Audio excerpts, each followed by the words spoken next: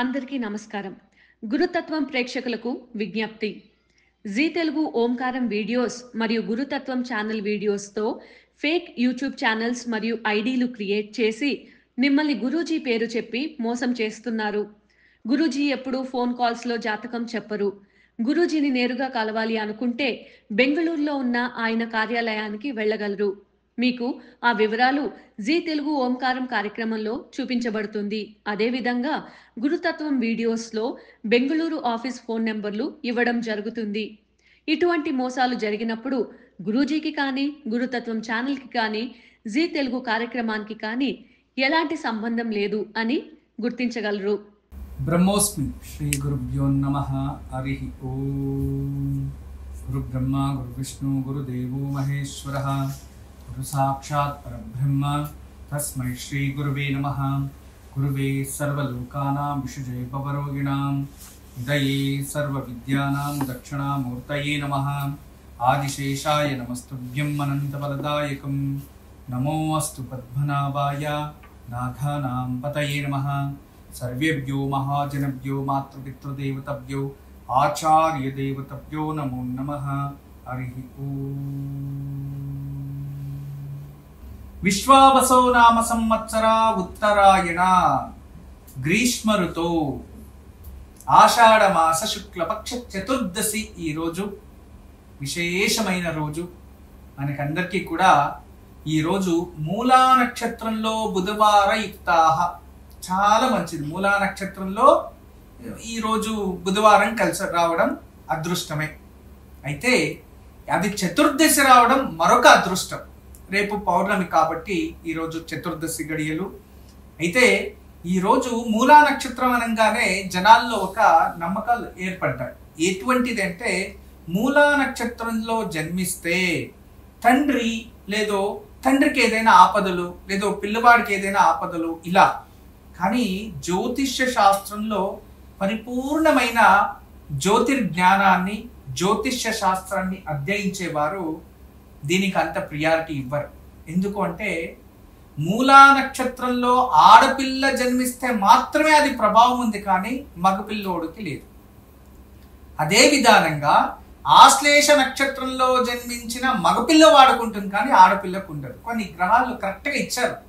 దాన్ని పూర్తిగా తెలుసుకోకుండా సగం సగం నాలెడ్జ్ వాళ్ళు అధికమైపోయి భయపెట్టిచ్చేసి ఇక జీవితం ఏమవుతుందో తెలియదు, అలా అయిపోయింది. ఇప్పుడు మన ఎప్పుడో ఒక కాల్ వచ్చింది, ఇదే ఓంకారం షోకి ఒక కాల్ వచ్చింది. ఆ రోజు మాట్లాడుతూ ఉన్నాం. మా పుత్రుడు చిన్న వయసులో మూలా నక్షత్రం అని పెద్ద పెద్ద యజ్ఞయాగాదులు చేశాం స్వామి అన్నారు. కానీ ఆ డేట్ ఆఫ్ బర్త్ మొత్తం తీసుకొని మనము 10 సార్లు క్రాస్ చెక్ చేసినా దానికి దీనికి సంబంధమే లేదు. అసలు మూలా నక్షత్రానికి వాటి పుట్టిన నక్షత్రానికి సంబంధమే లేదు. అంత విభిన్నంగా ఉండింది. అంటే దీన్ని ఏమని చెప్పాలో తెలియదు. ఎవరిది తప్పు అంటే సరైన ఎన్నిక చేసుకోకపోవడం ప్రజలు తప్ప, ఎన్నిక చేసుకున్న తర్వాత వాళ్ళకి మోసం చేస్తున్నాడు అనేది వాళ్ళు తప్ప.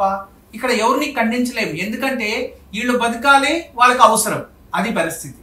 దానించనే జీవితంలో ఎవరైనా ఏదైనా తెలుసుకొని పరిపూర్ణంగా ఆ ప్రజెంటేషన్ ఇస్తే వాళ్ళకి ధైర్యం ఇచ్చినట్టు ఉంటుంది. ఎందుకు అంటే ఎక్కడైనా ఎవరైనా ప్రయాణం చేయాలంటే ఇటు నుంచి బెంగళూరుకి ఎలా వెళ్ళాలంటే మనం చెప్పచ్చు. షాద్ నగర్ పైన కర్నూలు చేరుకొని అదే విధానంగా అనంతపురం, తర్వాత బెంగళూరు వస్తుంది, అలా వెళ్ళొచ్చు. ఏదో ఫ్లైట్లో వెళ్ళాలంటేనూ వెళ్ళొచ్చు, ట్రైన్లో వెళ్ళాలన్నా వెళ్ళొచ్చు, లేదో బస్లో వెళ్ళాలన్నా వెళ్ళొచ్చు, లేదో ఏది శక్తి లేదో నడుచుకొని వెళ్తానన్నా వెళ్ళొచ్చు. ఇది దారి అని చెప్పాలి. అంతేగాని అటు వెళ్ళకూడదు, ఇటు వెళ్ళాలి, లేదో రాంగ్ ప్రెడిక్షన్ ఇచ్చేయడము, వాళ్ళకి భయపెట్టించేయడం, మధ్యలో క్రూర ముగాలు వస్తాయి, వాటి కోసం ఇది చేసుకోవాలి, అలా చెప్పకూడదు.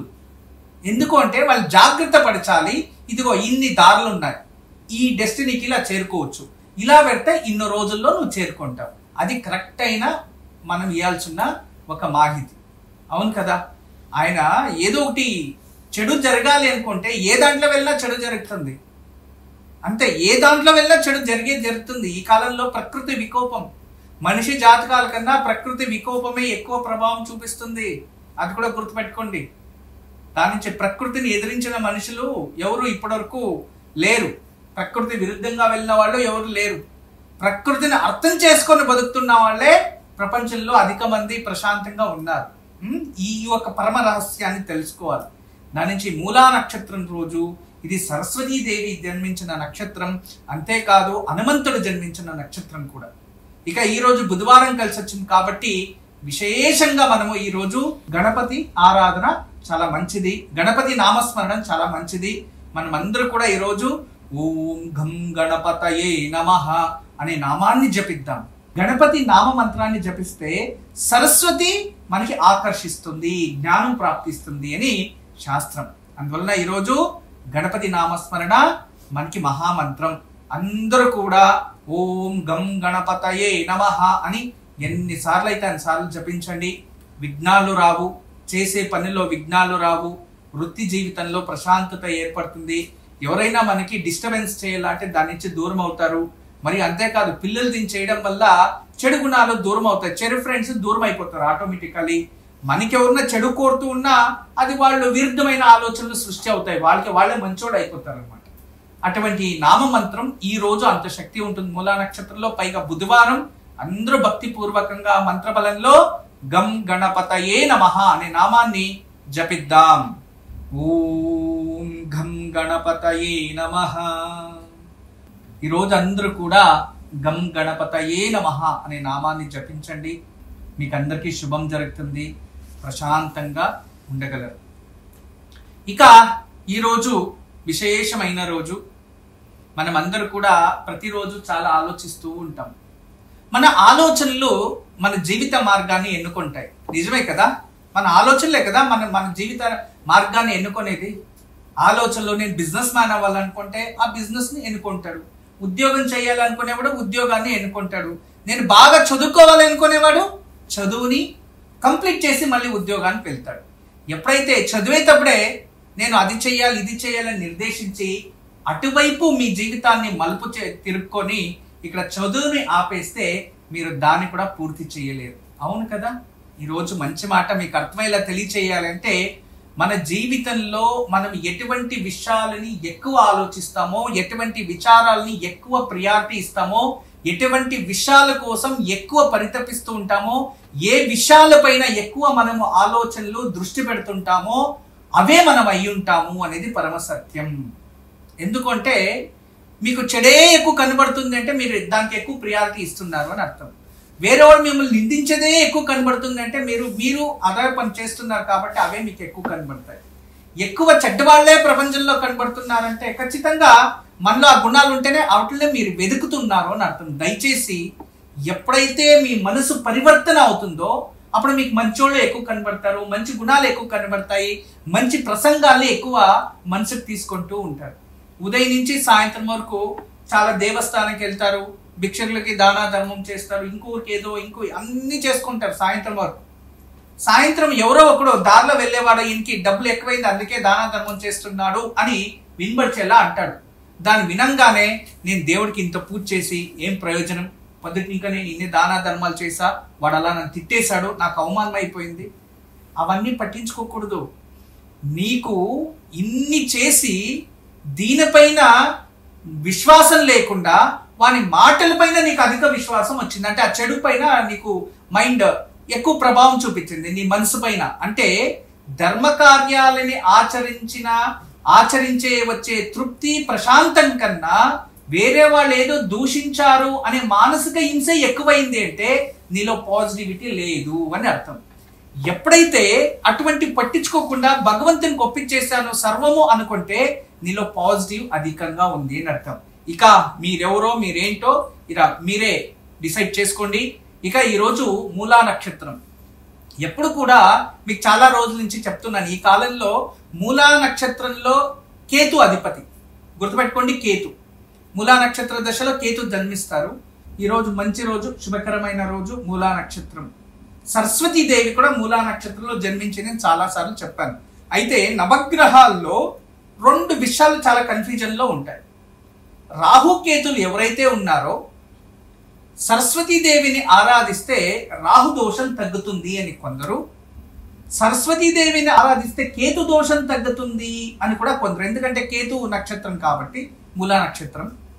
అదే విధానంగా గణపతిని పూజిస్తే రాహు దోషం తగ్గుతుంది అని కొందరు, అదే విధానంగా గణపతిని పూజిస్తే కేతు దోషం తగ్గుతుంది అని కూడా కొందరు. అవును, నిజమే, రెండు కరెక్టే, ఏది తప్పలేదు. కానీ రాహుకి అధిదేవత ప్రత్యదేవతల్లాగా, కేతువుకి అధిదేవతలు ప్రత్యదేవతల్లాగా రాహు దోషం జాతకంలో ఉంటే గణపతిని పూజించినా సరస్వతీదేవిని పూజించినా దోషం తగ్గుతుంది. కేతు దోషం ఉన్నవారు గణపతిని పూజించినా సరస్వతిని పూజించినా ఆ దోషం ముక్తులవుతారు. ఇది నిజమే, ఇద్దరిని పూజించవచ్చు, ఇందులో భేదభావం లేదు. అయితే విశేషంగా రాహు జాతకంలో బాగలేదు, రాక్షసుడు, రాహు దశ జరుగుతుంది, చిన్న వయసులోనే రాహు లక్షణాలు వచ్చేస్తున్నాయి. ఎప్పుడే కానీ జన్మ జాతకంలో రాహు దుస్థానంలో ఉండి చిన్న వయసులోనే రాహు దశ ప్రారంభమైతే పిల్లలకు చెడు వ్యసనాలకి బానిస అవుతారు, తల్లి తండ్రిని మోసం చేసేవాళ్ళు అవుతారు. అది స్త్రీలు కావచ్చు, పురుషులు కావచ్చు, ఆడపిల్లలు కావచ్చు, మగపిల్లలు కావచ్చు.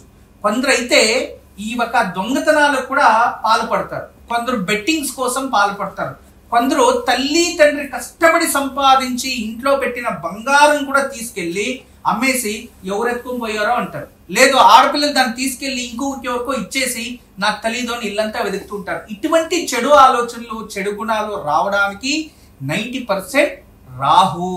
ఈ రాహుతో శుక్రుడు ఏమైనా అలా తోడయ్యాడు అనుకోండి, ఇంకా అది అధికంగా అయిపోతుంది. మరియు వాళ్ళు చెడు వ్యసనాలకి బానిస అయిపోయి చిన్న వయసులోనే జీవితం పాడు చేసుకుంటారు. చాలా మంది స్కూల్కి కాలేజీలకి ఎగ్గొట్టేసి బయట తిరగడం అలవాటు పడతారు. ఇవన్నిటికీ కూడా రాహు ఎఫెక్ట్ అనేది మీరు అర్థం చేసుకోవాలి. అయితే నేను మీకు అందరికీ తెలియచేసేది ఎందుకంటే దీనికి ఇటువంటి బాధ క్షోభతో వేళ్ల సంఖ్య జనాలు బాధపడుతున్నారు. ఎవరు వచ్చినా గురువుగారు నా కొడుకు బెట్టింగ్ లో ఇన్నిపోయింది, వాళ్ళ నాన్న మొబైల్లో ఓటీపీ పెట్టుకొని డబ్బులన్నీ డ్రా చేసేసాడు, కూతురు పెళ్లికి పెట్టుకో ఉంటాడు.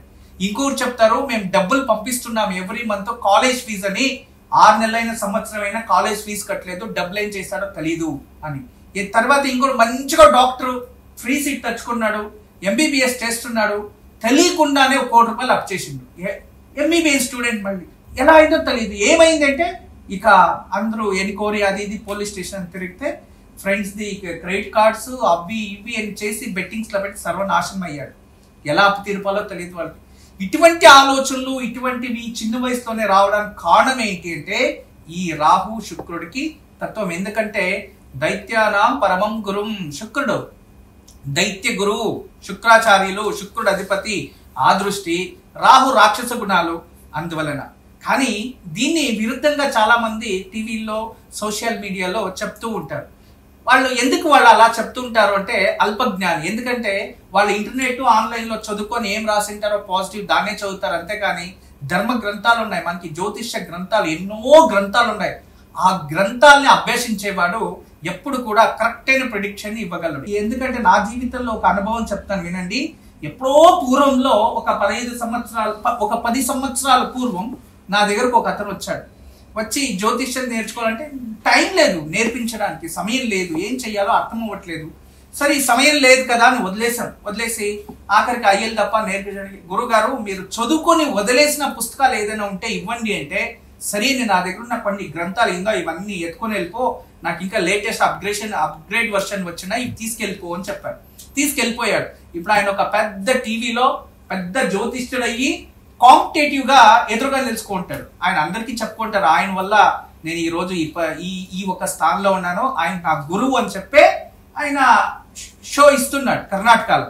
కానీ ఆ పుస్తకాల విలువ ఆయనకు తెలుసు. ఎందుకంటే అంత అధ్యయనం చేశాడు, ఏకాగ్రతగా చదువుకున్నాడు, ఎక్స్పీరియన్స్ అయ్యాడు. అలా అని చెప్పి ఆయన స్వంతంగా ఎవరో ఏదో చెప్పాడని ఆయన చేయలేదు. కంపల్సరీ ఎడ్యుకేషన్ తీసుకున్నాడు, దాంట్లో చదువుకున్నాడు, బాగా అధ్యయనం చేశాడు. అలా పుస్తకాలు ఎవరైతే అధ్యయనం చేస్తారో వాళ్ళకి కాన్ఫిడెంట్ ఉంటుంది, 100% కరెక్ట్ అయిన ప్రిడిక్షన్ ఇవ్వగలడు. ఇక వీళ్ళని చూసి వాళ్ళకి విరుద్ధంగా మాట్లాడేస్తే మనం గొప్పవాళ్ళు అయిపోవచ్చు అని, లేదో కాపీ పేస్టులు చేసుకొని బతికేద్దాము అనుకుంటే వాళ్ళ నాలెడ్జ్ లేదు. ఎందుకంటే కాపీ కదా, వేరే వాళ్ళని కాపీ చేసి మాట్లాడడం కదా. అందుకే స్వహధ్యాయం చెయ్యాలి, అప్పుడే అది మంచిదయ్యేది. కానీ నేను చెప్పేది ఒకటే, ఇటువంటి రాహు దోషాలు ఉండేటప్పుడు మనం ఏం చెయ్యాలి, ఏ దేవతల్ని ఎక్కువగా పూజించాలంటే ఒకటే సరస్వతి పూజ. సరస్వతిని ఆరాధించడం వల్ల మంచి వస్తాయా చెడు వస్తాయా? ఏదైనా కలే కదా, ఒకరిని మోసం చేయడం కూడా ఒక కళ కదా అని కొందరు ప్రశ్నించడం, తెలియచేయడం, దీని గురించి మాట్లాడడం కూడా మాట్లాడారు. ఓకే, టేక్ ఇట్ ఈజీగా ఇటువంటి విషయాల్ని గంభీరంగా స్వీకరించాలి. నిజమే, సరస్వతిని పూజించవచ్చు, గణపతిని పూజించవచ్చు, గురువుని కూడా పూజించవచ్చు. అయితే వీటికి పరిష్కారం ఏంటి? పిల్లలు పూజ చేయరు కదా, ఏం చెయ్యాలి అని ఆలోచన వచ్చినప్పుడే మీకు అందరికీ కూడా చాలా వరకు మనమంతా కూడా కాశీ క్షేత్రం గురించి చాలా మాట్లాడుకుంటూ ఉంటాం. అప్పుడప్పుడు నేను తెలియచేస్తూ ఉంటాను. వారణాసి చక్రం అనే టోటల్ కాశీ ఉండేదే ట్రయాంగల్ షేప్ లో. తర్వాత పట్టణం విస్తరించింది.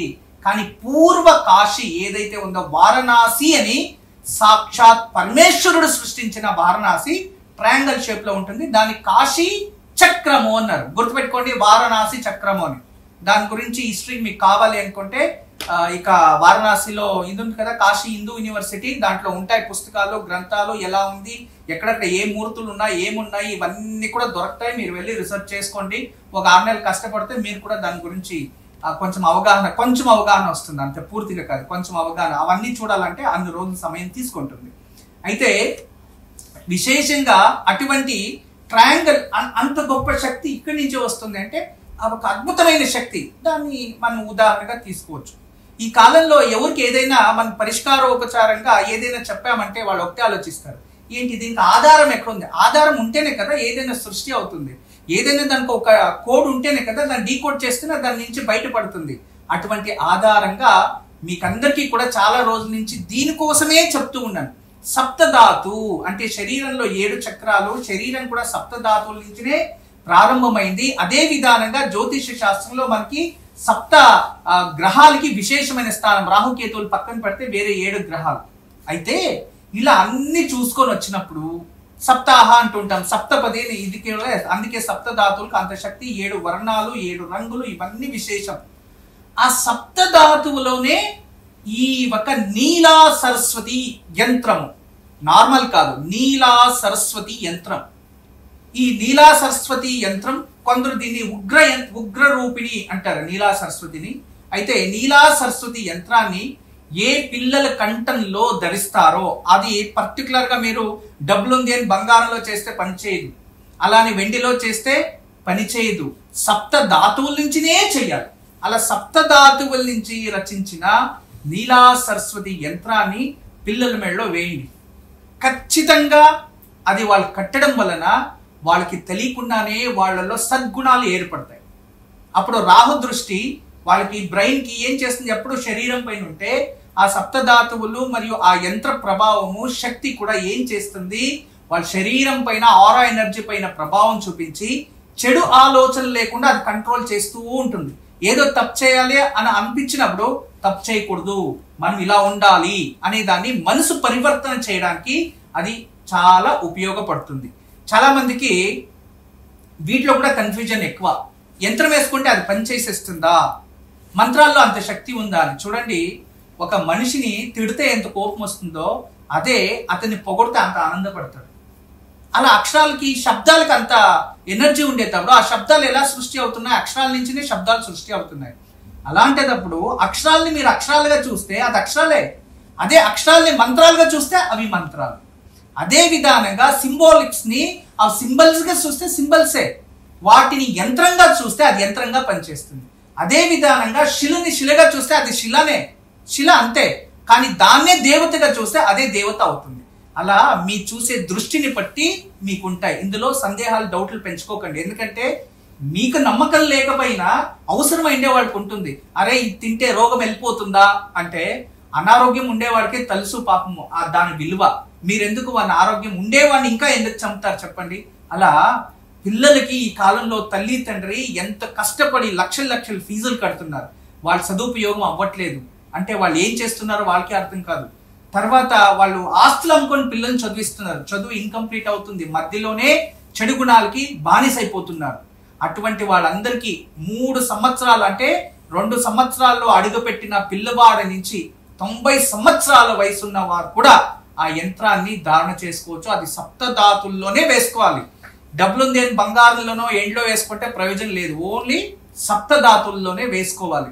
అది కూడా త్రికోణాకార రూపంగా ఉంటుంది. తర్వాత దాని మధ్యలో షట్కోణాలు ఉంటాయి. తర్వాత దాంట్లో బీజాక్షరాలు నింపు ఉంటారు. అది ఉంది మనకి ఆధారం, సేమ్ అలాగే ఉంటుంది ఆ యంత్రం. తదుపరి దాని వెనుక రూపంగా ఏముంటుందంటే దాని వెనుక విశేషంగా మధ్యలో ఒక స్వస్తిక్ ఉంటుంది. ఆ స్వస్తిక్ 4 వేదాలకి ప్రతీకారం, 4 దిక్కులకి ప్రతీకారం, మరియు గోవుకి ప్రతీకారం, మరియు అక్కడ దాని చుట్టూ కూడా కమలం లాగా కొన్ని గీతలు వేసి పెట్టారు. దాని అర్థం ఏంటంటే పైనున్న మిల్కీ గ్యాలక్సీ మనము బ్లాక్ హోల్ అంటాం కదా, దాంట్లో ఉన్న స్వస్తిక్ అది. అంటే అది దాన్ని వేసుకోవడం అంటే అది బ్రహ్మాండం, ప్రపంచం, ఆత్మజ్ఞానం. తర్వాత ఈ పక్క సరస్వతి, దాన్ని ధారణ చేయడం వలన మనకి పాజిటివ్ ఎనర్జీ, ఎడ్యుకేషన్స్ పోతాయి. ఇది యోగ గురువులు పూర్వంలో దీన్ని ప్రపంచానికి అందించారు. యోగ గురువులు అంటే మూలాధార చక్ర, సహస్రాల చక్ర, జాగృత వ్యవస్థకి తెస్తారు కదా, దైవ శక్తిని ఆకర్షిస్తారు కదా, వాళ్ళ ఏకాగ్రతని పెంచుకోవడానికి, చంచల స్వభావం లేకుండా ఉండడానికి ఈ యంత్రాన్ని తయారించి యోగాశ్రమంలో ఉన్న వాళ్ళు పిల్లలకి ఇచ్చేవారు. అంటే వాళ్ళ స్టూడెంట్స్కి. ఇది కూడా ఒక 50 సంవత్సరాల పూర్వం కూడా వేసుకున్న దానికి ఆధారాలు ఉన్నాయి. కానీ అవి వేసుకోవడం వల్ల వాళ్ళకి ఏం జరిగింది అంటే 7 చక్రాలు జాగృత వ్యవస్థకొచ్చి అండ్ వాళ్ళ డెస్టినీ ఏదైతే ఉందో దానికి వెళ్ళారు అని అర్థం, డిస్టర్బెన్స్ కాకుండా. అలా ప్రతి పిల్లల మెడలో, దయచేసి చదివే పిల్లల మెడలో మీరు అది కట్టండి. ఖచ్చితంగా మీ పిల్లలు బాగుపడతారు. ఈరోజు దివ్యమైన వాస్తు పరిష్కారం మీకు అందరికీ కూడా ఇళ్లల్లో చాలా వరకు మానసికంగా ప్రశాంతత లేదు, ఇంట్లో ఎప్పుడు గొడవలే ఉన్నాయి, ఇంట్లో ఏదో తెలియకుండా ఇంటి బయట ఉన్నప్పుడు మనం బాగున్నాము, ఇంట్లో బాగలేదు అన్నప్పుడు చంద్రస్థానం బాగలేదు ఇంట్లో అని అర్థం. చంద్రస్థానము ఆ చంద్రుడు నివాసించే ప్రదేశంలో మనం ఎగ్జాక్ట్లీ అక్కడ స్టవ్ పెట్టడం కానీ, వేడి పదార్థాలు పెట్టడం కానీ, అక్కడ లైటింగ్ బోర్డ్ కానీ, లేదు అంటే ఆ ఎగ్జాక్ట్లీ ఆ కార్నర్ లో ఈ ఒక హీటర్ పెట్టడం కానీ, ఇన్వర్టర్స్ ని ఫిట్ చేయడం కానీ, ఇటువంటిది బ్యాకప్ అటువంటి బోర్డు, మీటర్ బోర్డు అటువంటివి ఆ ప్రదేశంలో ఉంటే ఆ ఇంట్లో ప్రశాంతత ఉండదు. ఎందుకంటే చల్లని ప్రదేశంలో వేడి ఉత్పత్తి అవుతుందంటే మంచి కుటుంబంలో వాళ్ళలోనే గొడవలు, మానసికంగా ప్రశాంతత పోతుంది అని అర్థం. అవి ఉంటే మార్చడానికి ప్రయత్నించేయండి, వెంటనే మార్చేయండి, అది చాలా మంచిది. అయినప్పటికీ మార్చాము, అన్ని కరెక్ట్ గానే ఉన్నాయి, చంద్రస్థానం బలం లేదు అంటే ఇంకేం చెయ్యాలంటే శ్రీవాస్తు యంత్రం ఇంట్లో పెట్టండి. దానివల్ల తెలియకుండానే చంద్రబలం ఇంట్లో పెరుగుతుంది, అప్పుడు ప్రశాంతత ఏర్పడుతుంది. రేపు పౌర్ణమి, గురు పౌర్ణమి, వ్యాస పౌర్ణమి, వ్యాసాయ విష్ణు రూపాయ వ్యాస రూపాయ విష్ణవే అని చాలా విశేషమైన రోజు. అయితే మీకు అందరికీ కూడా ఈ రోజు నిత్య పరిష్కారంగా రోజు చెప్తున్నాము, శాశ్వత పరిష్కారంగా. ఈ రోజు మీకు ఏదైనా ఎప్పుడైనా చెడు కళలు వచ్చాయి, చాలా చెడు కళలు వస్తున్నాయి, లేదో ఏదో చెడు కళ వచ్చింది, నాకు కళ వస్తే అది జరిగే తీరుతుంది అనే వాళ్ళు ఉంటారు కదా, అటువంటి వారు మీకు ఏ కళ వచ్చినా కూడా మరుసటి రోజు ఉదయాన్నే లేచి స్నానం చేసుకొని విష్ణు సహస్రనామంలో ఒక శ్లోకం వస్తుంది. ఉదయం లేస్తేనే స్నానం చేసి విష్ణు ముందు దీపం పెట్టి శాంతాకారం భుజగశయనం పద్మనాభం సురేశం విశ్వాధారం గగన సదృశం మేఘవర్ణం శుభాంగం లక్ష్మీకాంతం కమలనయనం యోగ వృద్ధ్యాన గమ్యం వందే విష్ణు భవభయహరణం సర్వలోకైకనాథం. ఈ శ్లోకాన్ని 3 సార్లు జపిస్తే కళలో ఎటువంటి నీకు భయం ఉన్నా, రోగం ఉన్నా, లేదు నిజంగా జరిగేది ఉన్నా ఆ దోషం కంప్లీట్ అయిపోతుంది, వెళ్ళిపోతుంది అని అర్థం. అందువలన దాన్ని 3 సార్లు, అందువల్ల ఈ శ్లోకాన్ని ఏదైనా చెడు కళ వస్తే మరుసటి రోజు దీన్ని 3 సార్లు, ఏదైనా భయపడే కళ వచ్చిందా ఆ మరుసటి రోజు 3 సార్లు చదవండి. ఖచ్చితంగా దాని నుంచి వెంటనే విముక్తి చెందుతుంది.